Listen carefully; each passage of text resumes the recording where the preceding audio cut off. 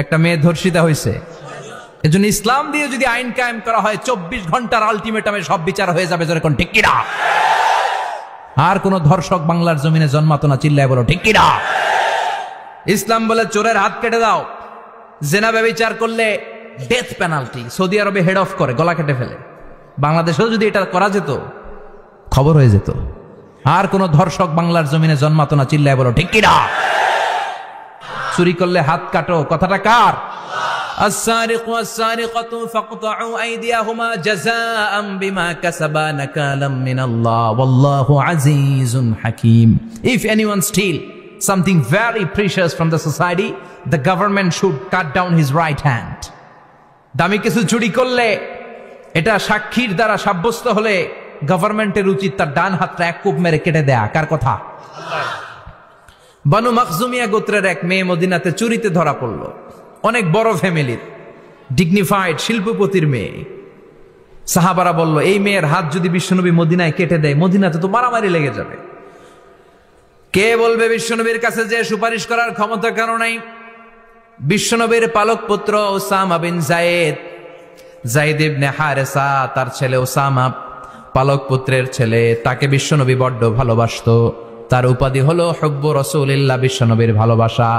সবাই বলল, ওসামা আমরা যে বলতে পারবো না, তুই যে নবীরে সুপারিশ কর। ও নবী, যদিও চুরি করেছে মেয়েটা, সাব্যস্ত হয়েছে, কিন্তু আপনি মাফ করে দেন, হাত কেটে দিয়েন না। ওসামা যে বলে, নবী হাত কেটে দিয়েন না। বিশ্বনবীর চেহারাটা আগুনের গোলার মতো লাল হয়ে গেল। বিশ্বনবী বললেন, ওসামা এটা আল্লাহর আইন, সুপারিশ করার সাহস তোর বুকের ভিতরে দিল কে? কে দিয়েছে স্পর্ধা? লাউ আন্না ফাতিমাতা বিনতে মুহাম্মদ সারাকাত লাকাতা মুহাম্মাদুন ইয়াদাহা।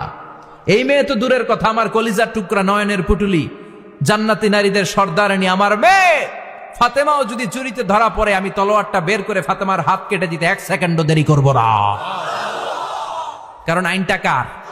চিল্লায় বলেন কার? এজন্য বাংলাদেশে চুরি চামারি আসানা নাই, হাজার হাজার কোটি টাকা উধাও হয়ে যায়, আসানা নাই। যারাই চুরি করবে হাত কেটে দেয়া হবে।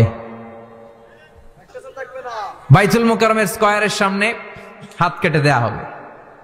আর প্রতিটা চ্যানেল লাইভ ব্রডকাস্ট করবে, এটা সরাসরি সম্প্রচার। আমরা সবাই দেখবো কেমনে চোরদের হাত কাটে। এই নিয়ম যদি করে দেয়, দেশে আর চোর খুঁজে পাওয়া যাবে? কথা কন। তবে এই চোর লাউ চোর, ডাইল চোর, মুরগি চোর না, যারা 1000 কোটি টাকা মেরে দেয়। এক সিগনেচারে দেশের 10,000 কোটি টাকা নাই, চিল্লায় বলো ঠিক কিনা? এই চোরদের বিচার যদি করা যেত, তাহলে এই দেশে আর দুর্নীতি থাকতো না। দুর্নীতি দমন কমিশনের দরকার হতো না। মন্ত্রীদের রাতের ঘুম হারাম হতো না। এটা মদিনার সমাজ হয়ে যেত, শান্তির বাংলাদেশ হয়ে যেত, ঠিক কিনা? এজন্য আল্লাহ বললেন, গোলাম এই জমিনের ভেতরে চুরি করলে হাত কেটে দিবা, জিনা ব্যভিচার করলে ডেথ পেনাল্টি, ক্যাপিটাল পানিশমেন্ট, মৃত্যুদণ্ড, সর্বোচ্চ শাস্তি, ঠিক কিনা?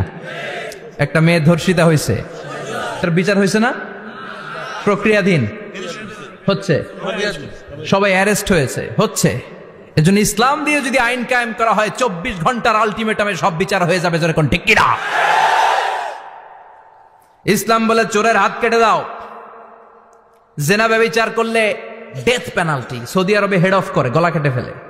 বাংলাদেশেও যদি এটা করা যেত, খবর হয়ে যেত। আর কোন ধর্ষক বাংলার জমিনে জন্মাতো না, চিল্লায় বলো ঠিক কিনা? আল্লাহ বলেন, আমি মানুষকে খলিফা বানিয়েছি আমার এই হুকুম আহকামগুলো বাস্তবায়নের জন্য।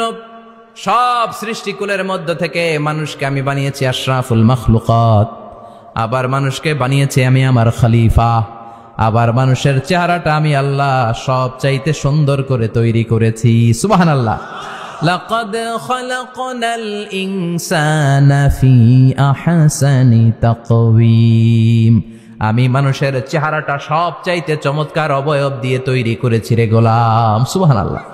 পৃথিবীতে যত প্রাণী আছে সব সৃষ্টির মধ্য থেকে আমাদের সৃষ্টিটা সুন্দর না?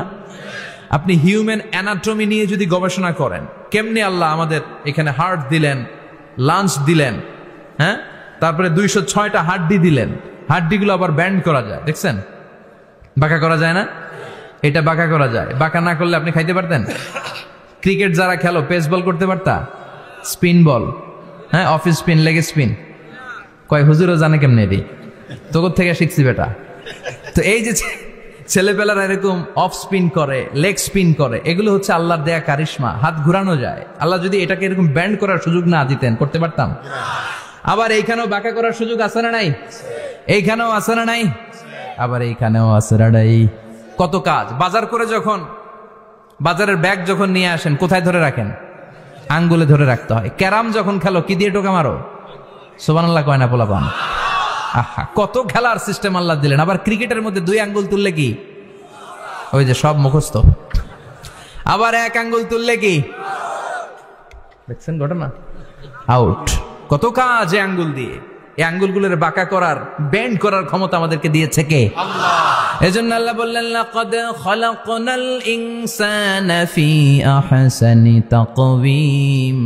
আমি মানুষের চেহারাটা সব চাইতে সুন্দর করে তৈরি করেছি। মানুষ সুন্দর, আমাদের চোখ সুন্দর না মিয়া?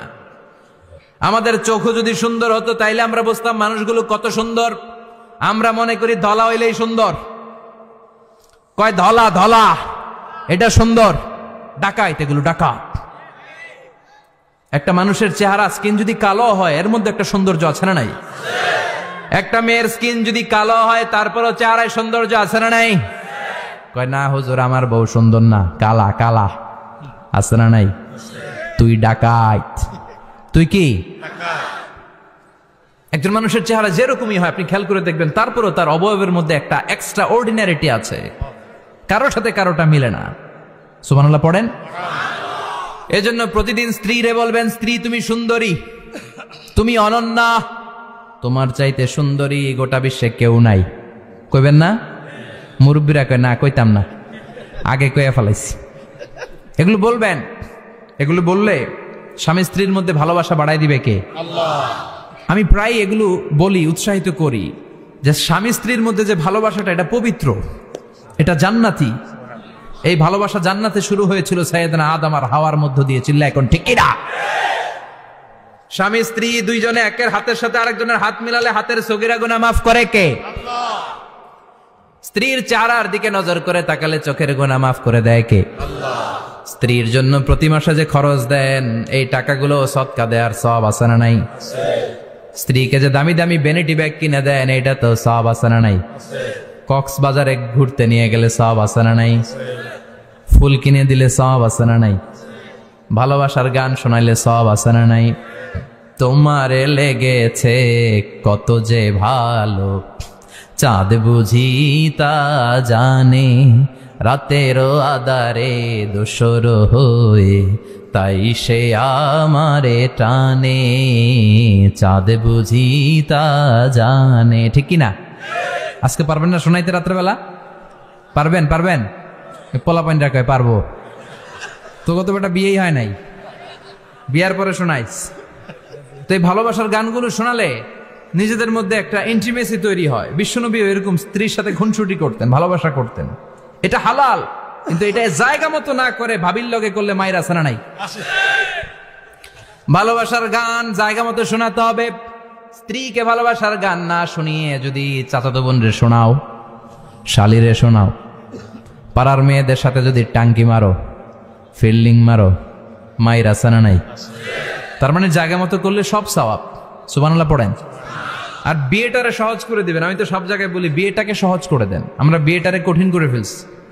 একটা ছেলে এই দেশে 16 থেকে 18 বছর বয়সে ম্যাচিউরড হয়, কিন্তু ওরে বিয়ের পিড়িতে বসায় 32 বছর বয়স। তো বাকি 32 বছর কি আঙ্গুল চুষবে?